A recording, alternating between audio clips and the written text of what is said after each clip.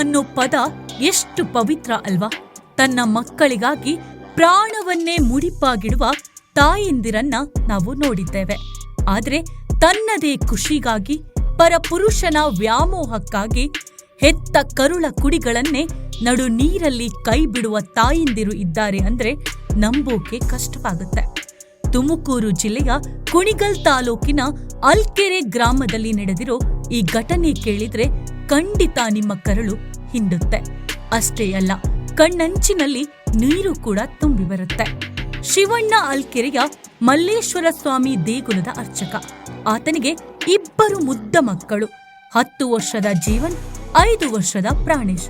ಆ ಪುಟ್ಟ ಕಂದಮ್ಮಗಳಿಗೆ ತಮ್ಮ ತಾಯಿಯೇ ಪ್ರಪಂಚ. ಆದ್ರೆ ಆ ತಾಯಿಯ ಮನಸ್ಸು ಬೇರೊಬ್ಬನ ಕಡೆ ವಾಲಿತ್ತು. ಅಕ್ರಮ ಸಂಬಂಧದ ಅಮಲಿನಲ್ಲಿ ಆಕೆ ಗಂಡ ಮತ್ತು ಮಕ್ಕಳನ್ನ ಬಿಟ್ಟು ಪರಪುರುಷನ ಜೊತೆ ಮನೆ ಮಾಡಿಬಿಟ್ಟಿದ್ಲು. ಪೊಲೀಸರು ಬುದ್ಧಿ ಹೇಳಿ ವಾಪಸ್ ಕರೆತಂದರೂ ಆಕೆಯ ಮನಸ್ಸು ಕರಗಲಿಲ್ಲ.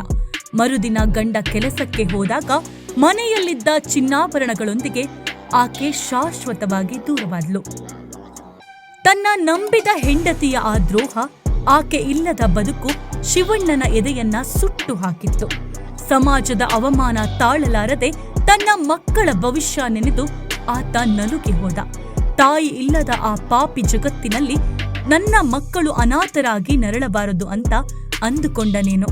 ಆ ರಾತ್ರಿ ತನ್ನ 2 ಮುಗ್ಧ ಕಂದಮ್ಮಗಳನ್ನ ಬಿಗಿಯಾಗಿ ಅಪ್ಪಿಕೊಂಡು ಅವರ ಉಸಿರನ್ನ ತನ್ನ ಉಸಿರಿನಲ್ಲಿ ಬೆಸೆದುಕೊಂಡು 3 ಒಟ್ಟಿಗೆ ಚಿರನಿದ್ರೆಗೆ ಜಾರಿಬಿಟ್ರು.